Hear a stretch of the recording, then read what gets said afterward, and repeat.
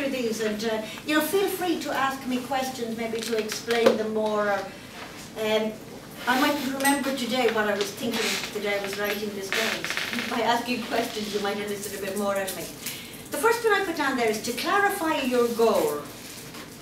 So I just put as a suggestion for it, dissolution of the false identity or ego attributes, so that what is left is real. So the goal being to facilitate the final transformation. Now, until I came to TAT, I didn't have a clear idea or a clear focus about what the spiritual path was all about. And it was one of the things that got clarified for me, that the idea that there is an end to the search, there is something that can happen, that you know, that you can come to know your true nature, and this can happen. This can happen, of course, for all of us. It is the natural thrust of humanity anyway. So to know that, so in my head I had two names for it, and I think it's very good to have some little word for it. One of the words I had was the TAT thing. So I didn't like things like enlightenment or self-realization. They sounded, I didn't have any picture of what that might be. And the other thing was, Jesus had said, the kingdom of heaven is within you. So I thought, well, the kingdom of heaven. That's to find the kingdom of heaven. So I think having some kind of an articulation for yourself, somehow it helps the focus if you have some kind of word or image or something that's what I'm going for, that's what I'm aiming towards. The second one I put is take full responsibility for your own awakening.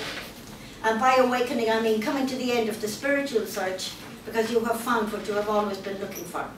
Take full responsibility for your own awakening. I think a lot of times, you know, it's very easy to start relying on teachers or think that somebody will help you, or but at the end of the day, I think I said to somebody last night, I used to be a knitter. So it's like all of us have knitted our psyche or our ego. We've knitted it from the inside, and we ourselves have to rip it from the inside. And all a teacher can do, or any teachings for you, is give you some clues as to how to do this, or maybe people, you know, somebody say how they did it themselves, which is really what people are talking about when they're saying self-inquiry. You know, getting a thing and realizing, oh, I always thought people were this way, I realized they're not, and an assumption has become questioned. But a lot of times what happens, well, you don't realize you have an assumption until somebody questions it. It's a secret or it's a hidden thing. And when you come upon it, it's usually upsetting. But the thing to realize is that your assumptions is not the same as his assumptions. We don't know this. So it's our assumptions are kind of unique, and they're from our particular culture and our particular background and so on. So any teaching that you get from anybody, I keep calling this the toolbox. You can have all the tools in the world, and if you don't use them, it's not going to do you any good. You know, and use the ones that, you know, that seem easiest for you. That's what I would say. If, you know, whatever tools seem like, well, I could do that when I could use it. And it's a good idea to have a box of them because you can change it when you get bored with one. Well, that was the kind of personality I had. I needed a bit of novelty. So I was always trying new things. I think there are other people who have a more steady, you know, one thing they go for and it works for them. But I needed to be trying different things. But you are responsible for your awakening. And don't rely on any teacher for it. Can you give an example of your own search when you took full responsibility? Probably wasn't that one moment or anything, but how did that happen for you? I remember at some point realizing that nobody else could do it for me. I was on my own. Well, you know, TAT was in the States and I was here and I didn't have anybody. Oh, I do remember one of the things. I'm glad you asked me this question. I had gone to TAT in 2007 and I thought that Sean Nevins, who made the films, I thought he was a bit rude, really, because he said to me, why are you here? You, Tess, why? You have paid a lot of money, you've come a long way. Why have you come? What are you looking for? What do you, and he said, he's looking me straight in the eye, he's saying this. And then, as he turned away, I was squirming. I didn't have a right answer. Mum said, well, I'm not here for the same reason as everybody else. And but that wasn't good enough. I couldn't justify it. And as he turned away, he said, because what you're looking for is within you. And I knew he was right. I mean, all the teachers had said, what you're looking for is within you. So why am I, this applies to every one of you who are here right now. Why have you come so far, or whatever? And I thought, I'm not coming back here until I have a good answer for that. And I didn't.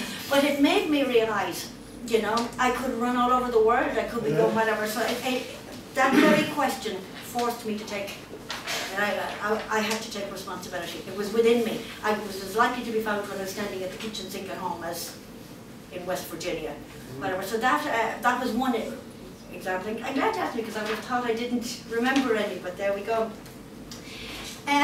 Meditation. There's hundreds of kinds of meditation, and what I find is that people generally kind of think, oh, I'm meditating, I'm on a spiritual path, I'm meditating. No, why are you meditating? Well, I'm meditating because it's the spiritual thing to do. Meditation is a tool. There's hundreds of kinds. I used to make up my own after a while.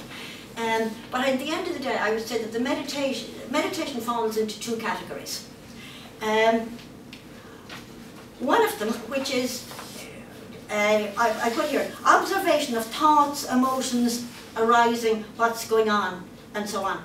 Just observing what's going on with yourself. It's quite, you're quite far along the path, I think, at least I was, by the time I became able to observe my own thoughts. Instead of being in them and being thrown by them. And at first it would be maybe for a couple of seconds and so on. But I kept on hearing this observation of the thoughts. The purpose of that is to get you to, it takes your, what would I say? It takes your awareness from out here back a bit. If you're observing the thoughts, you're behind them, instead of acting on them. Instead of being completely caught up in them, there's a bit of detachment or a bit of distance. And just do it as best, you know, and just keep doing it as best you can. I think of it as, for me, it was a very weak muscle to begin with, and by just keeping on doing it, it became a stronger muscle. And as it became a stronger muscle, more, our thoughts about it as more comes into view, and that's what happened. I could see more going on, and I could tolerate if, say for instance, if something happened and somebody said something that was maybe not so pleasant to me, I could just see it. It was a new thing for me, to be able to see somebody say that might have been a bit of a slight to me, that I didn't get upset. I could just see it as a piece of film that was happening. That was a whole new piece of freedom, although it was that quite